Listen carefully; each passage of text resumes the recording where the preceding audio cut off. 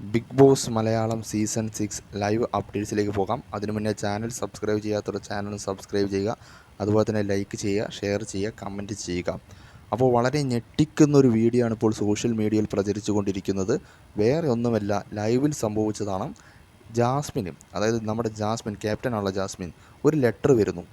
അത് ജാസ്മിൻ വായിക്കുന്നു. ബിഗ് ബോസിൻ്റെ അടുത്തു നിന്നാണ് ലെറ്റർ വരുന്നത്.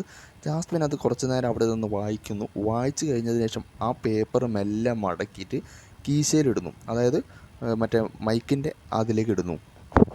വീട്ടിലേക്ക് വന്ന ലെറ്റർ ആണെങ്കിൽ അത് അവിടേക്ക് ഇടേണ്ട ആവശ്യമില്ലല്ലോ. അത് കൊണ്ടുപോയി വീട്ടിൽ പോയി അവിടെ എല്ലാവർക്കും മുന്നിൽ വായിക്കേണ്ടതാണല്ലോ. പക്ഷേ ഇതത് ചെയ്തിട്ടില്ല. എന്താണ് ചെയ്തതെന്ന് വെച്ചാൽ, ജാസ്മിൻ ആ റൂമിൽ തന്നെ ഇരുന്ന് വായിക്കുന്നു. അത് കഴിഞ്ഞിട്ട് അത് മെല്ലെ എടുത്ത് കീശയിലിടുന്നു. ഇതെന്താണ് ഇതിന് ക്ലാരിറ്റി ഇതുവരെ വന്നിട്ടില്ല. ബിഗ് ബോസ് ഇനി ജാസ്മിന് മാത്രമായിട്ട് എന്തെങ്കിലും രഹസ്യമായിട്ട് ലെറ്റർ കൊടുത്തതാണോ എന്നാണ് ഇപ്പോൾ സോഷ്യൽ മീഡിയയിൽ ചർച്ചയാവുന്നത്.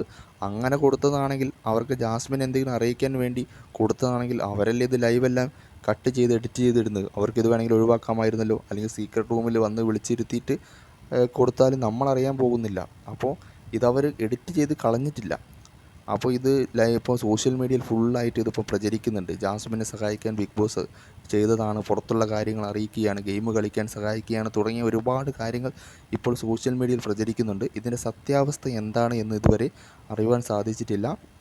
പക്ഷേ വളരെ നിഗൂഢമായൊരു കാര്യമാണ്. ഒരു മത്സരാർത്ഥിക്ക് മാത്രം ഒരു ലെറ്റർ വരുന്നു. ആ മത്സരാർത്ഥി അത് വായിക്കുന്നു, എന്നിട്ട് സ്വന്തം കീശയിൽ അത് മടക്കി വെക്കുന്നു.